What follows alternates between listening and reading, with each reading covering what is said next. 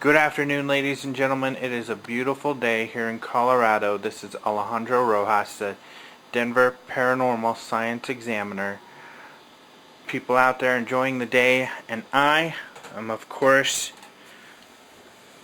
worried about paranormal research, and in particular, putting together an electronic device to measure ghostly movements in our ghost hunts. So you're probably familiar with the TV show Ghost Hunters, and lately they've been using something called a Geophone that measures vibration, and that's what I've put together here. And you can see what happens is these LEDs, when I touch the table, even very lightly touch the table, they light up. If I tap the table, then they really light up. And even just stepping on the ground below them, they light up, not heavily, just kind of dropping my foot on the ground. So that's what that's for. So if they hear, footsteps on the floor, on the stairs, they can look at the lights here and see if there's actual physical steps that are happening. So that's what this is. I saw them using it on ghost hunters, and I wanted to put one together myself. However, I couldn't really find a fully constructed unit. Instead, what I found were these components. And the components came with these instructions. There's the LED lights. That's how the LEDs work. And maybe if you're an electronic engineer, you look at that and you're like, oh, okay, I can do that, no problem. But if you're a regular Joe like me, you're like, what in the world is LM3915?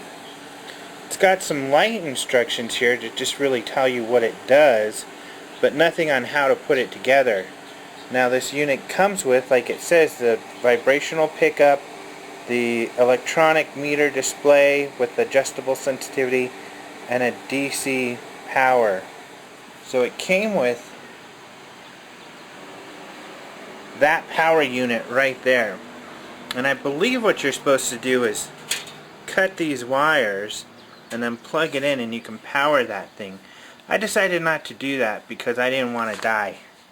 So I essentially didn't want to electrocute myself. And I had read online that you could use a 9-volt battery, which is the configuration I have here. So all I had to do was go to Radio Shack and pick some of these babies up. They don't sell them one at a time. You got to buy a pack of them. But I guess just in case this one gets slimed by ectoplasm, I can replace it. But what you see here is the finished unit. Now, what I had to do was take the 9-volt, as you can see here, and then plug it in. Now I had a hard time. I couldn't find any directions on putting this together. So that's why I'm putting together this video, to help other people if they want to build one. But you can see it did say it was important to put the positive and negative in correctly. Red being positive, black being negative. All you have to do is unscrew these screws, put the ends in, and then screw those down, and that'll fasten the wires in there. And you can see it's labeled power there, so you can tell which end is which. The other end is labeled signal. That's the one that goes to the Geophone unit. And this cylinder is the actual unit here. As you can see, when I touch that especially, it makes the LEDs go off. Now the hardest part for me was soldering the wires, because you can see all you have are these little stumps coming out of the bottom of the Geophone. So I had to solder that together. Let's see if I can get something better in the background. And I did a pretty poor job because I'm not very good at soldering. But at least I got it done. So, and it's working.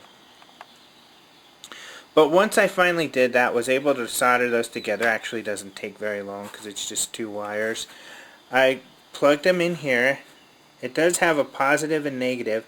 To be honest, I'm not sure if it matters which way they go in. I just kind of randomly put them in there. I had no rhyme or reason when I put it together, and it seems to be working really well. The other thing I had to do is this circular deal here. This is a sensitivity adjuster, so you have to turn that. It wasn't very sensitive when I put it together, so I had to put it. Now when you turn the sensitivity so it's very sensitive, these two lights will always be on. So I turned it to where just those two lights were just off, and now as you can see I can barely touch this table and it'll go off, so it's very sensitive. So that's how to put that together, and I wanted to show people so they wouldn't have as hard a time as me. Now let's try a little experiment. You might have seen and heard my Chihuahua walking around. She's a little 6-pounder. Let's put this on the ground and see if she affects the vibrations at all. Okay, let's see.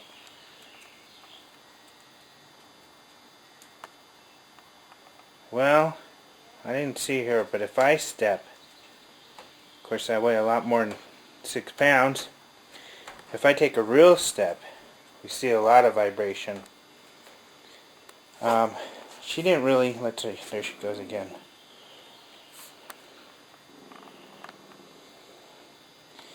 So, these ghosts hopefully create more movement than my Chihuahua will. But essentially, that's how you put together the Geophone.